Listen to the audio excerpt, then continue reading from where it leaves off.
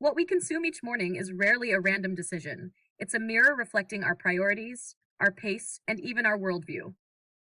Coffee, with its sharp bitterness and fast acting jolt, is in many ways symbolic of a modern lifestyle: quick, efficient, results driven. It activates the sympathetic nervous system, evokes dopamine surges that reinforce reward seeking behavior, and is deeply woven into capitalist routines of deadlines, digital meetings, and hustle culture.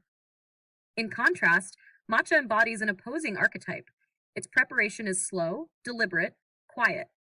The slow circular motion of the bamboo whisk, the warmth of the bowl in hand, the deep green hue, all invite mindfulness, grounding, and presence. Biochemically, this is no coincidence. Coffee fuels urgency. Matcha invites awareness. And within this difference lies a key psychological shift. What energy do we want to bring into our day? One of rapid ascent or sustained clarity? When we look deeper into human cognition and behavior, it becomes clear that different neurotransmitter profiles, such as dopamine dominance in coffee drinkers and GABA serotonin balance in habitual matcha consumers, can influence not just mood, but also personality expression. A dopamine surge from coffee might favor extroverted, action oriented behavior, while matcha's theanine induced alpha waves favor introspection, ideation, and emotional regulation. This dichotomy is echoed in global culture. Wall Street runs on espresso, while Kyoto temples serve matcha in silence. Entrepreneurs may reach for coffee before a pitch meeting, but artists and therapists may find matcha more aligned with their flow. Of course, these are not rigid categories.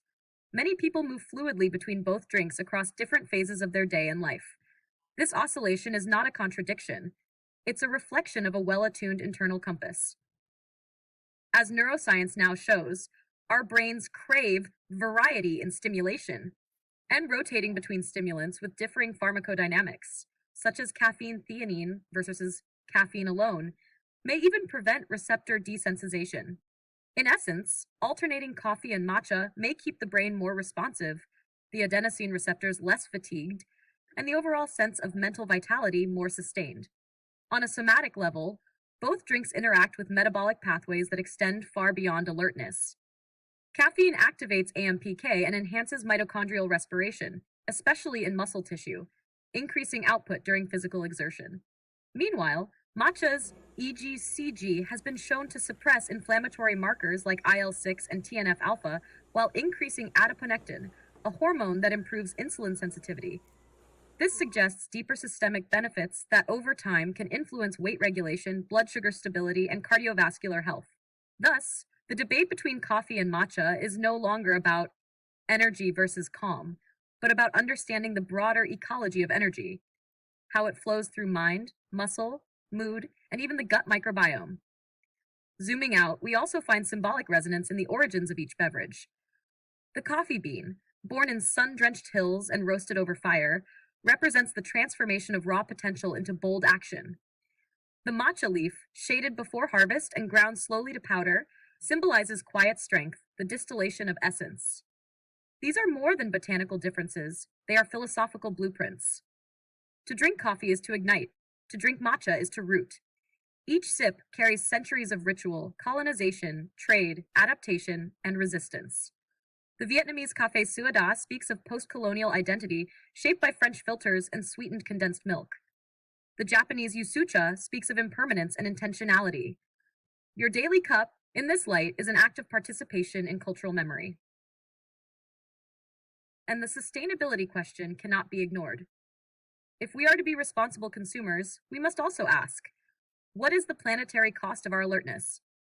While matcha may emit less carbon per cup, its premium grades require intense labor and shading that often goes uncompensated. Coffee, on the other hand, has made significant strides through direct trade models and regenerative agriculture practices, but still struggles with deforestation and farmer equity. The answer, again, is not to choose one over the other, but to choose wisely, to know your source, support fair systems, and consume with awareness. Even more important is learning to listen inward. Your body will tell you what works. If coffee leaves your hands trembling, matcha may offer a smoother ride.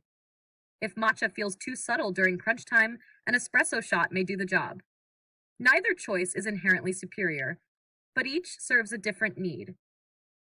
A true practice of health is not rooted in rigidity, but in responsiveness to the signals of our own biology, the cycles of energy we move through, and the demands of the day ahead.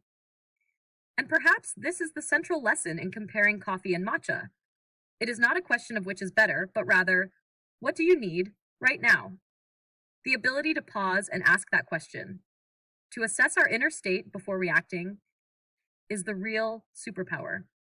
In a world obsessed with productivity and performance, choosing the drink that aligns with your true need, not just your habit, becomes an act of self respect. As you finish reading this and step into your day, I invite you to create a ritual of awareness. Before you pour your next drink, take a breath. Are you reaching for stimulation or focus? For momentum or mindfulness? There is no wrong answer, only conscious choice. In that choice lies the balance of energy and peace, of effort and ease. Coffee will carry you when you need fire. Matcha will steady you when you seek flow. Mastering both is not indulgence, it is intelligence. It is sovereignty over your own physiology and rhythm. So let your cup be more than just a beverage. Let it be a compass. Let it be a practice. Let it be the beginning of a more attuned, energized, and harmonious life.